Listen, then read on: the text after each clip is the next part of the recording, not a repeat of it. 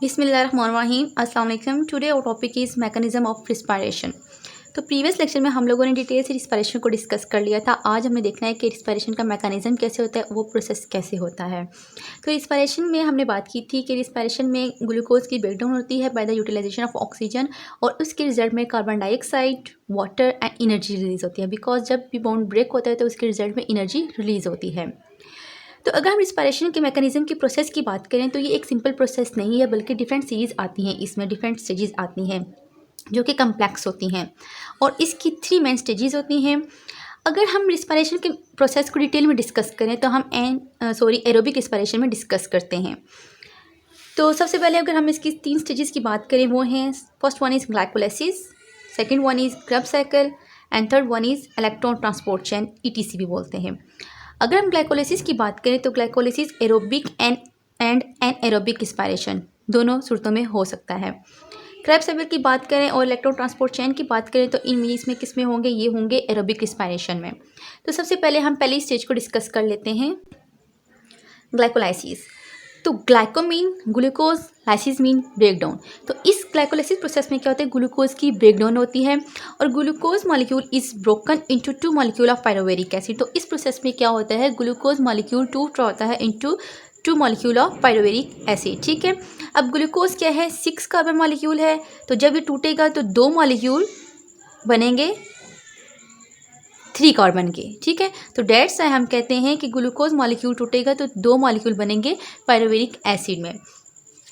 आ जाता है कि ये प्रोसेस कब होता है, तो ये होता है एरोबिक और एनाएरोबिक रिस्पायरेशन दोनों सूरतों में हो सकता है। हम कहते हैं कि इसके लिए हमें ऑक्सीजन जो है वो रिक्वायर्ड नहीं होती। हम ये नहीं कहते कि ऑक्सीजन होगी तो ये प्रोसेस होगा, क्योंकि क्रेब्स साइकिल और ETC जो इलेक्ट्रॉन ट्रांसपोर्ट चेन है वो एरोबिक रिस्पायरेशन में होगी जब ऑक्सीजन की प्रेजेंस होगी। लेकिन ग्लाइकोलाइसिस में क्या है, इसके लिए ज़रूरी नहीं होता कि ऑक्सीजन होगी तो ही ये प्रोसेस होगा। अच्छा, अब बात करते हैं हम इसकी लोकेशन की कि ग्लाइकोलाइसिस प्रोसेस होता कहाँ पे है। तो ये होता है साइटोप्लाज्म में होता है। अच्छा, जब ग्लूकोज की ब्रेकडाउन होती है तो पायरुवेरिक एसिड बनता है। पायरुवेरिक एसिड के साथ साथ किस चीज़ की फॉर्मेशन होती है, ATP की, और NADPH भी मॉलिक्यूल बनते हैं। नेक्स्ट आ जाता है second stage is Krebs cycle.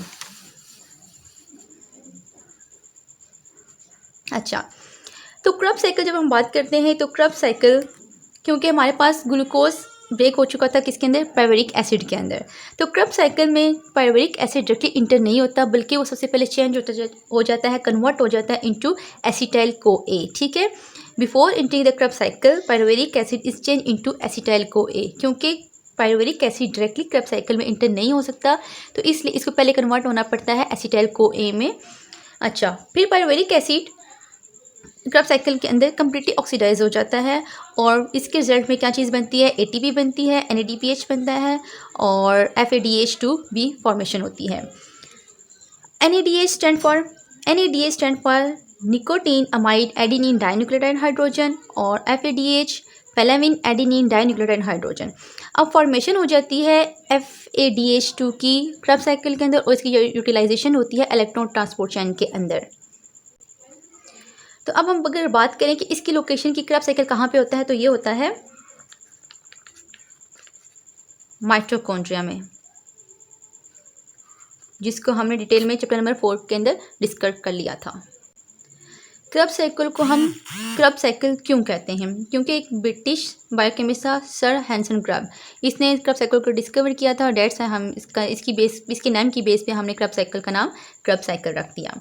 अब फाइनल स्टेज आ जाती है इलेक्ट्रॉन ट्रांसपोर्ट चेन।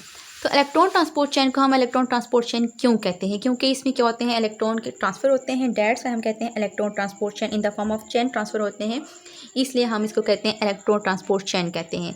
अब इसके कुछ स्टेप्स हैं जिसको हम डिस्कस कर लेते हैं। स्टेप 1, तो स्टेप 1 में NADH and FADH2 release electron and hydrogen ion. Glycolysis में जो हमारे पास NADH बना था, क्रेब्स साइकिल में जो हमारे पास NADH FADH2 बना था, अब उनमें से क्या होगा, हाइड्रोजन आयन और इलेक्ट्रॉन रिलीज होंगे। सेकेंड स्टेप में क्या होता है, सेकेंड स्टेप में then electron are taken up by the series of electron carriers. फिर उन इलेक्ट्रॉन को इलेक्ट्रॉन कैरियर उठाएंगे, कैरी करेंगे। ठीक है, अब इलेक्ट्रॉन कैरियर कौन से हैं, वो है आपके पास साइटोक्रोम और कोएंजाइम आ जाते हैं, वो क्या करेंगे, इन हाइड्रोजन आयंस को, इलेक्ट्रॉन को कैरी करेंगे। थर्ड स्टेप में क्या होता है, third step is the energy is release during electron movement is use to synthesise ATP. अब जब ये इलेक्ट्रॉन मूवमेंट शो करेंगे, ठीक है, जब इनको ट्रांसफर किया जा रहा होगा तब एनर्जी रिलीज होगी। वो एनर्जी हम यूज़ करेंगे एटीपी की सिंथेसिस के लिए, एटीपी की फॉर्मेशन के लिए। फोर्थ स्टेप में क्या होता है? Fourth step, at the end of electron and hydrogen ion combine with molecular oxygen and form a water molecule.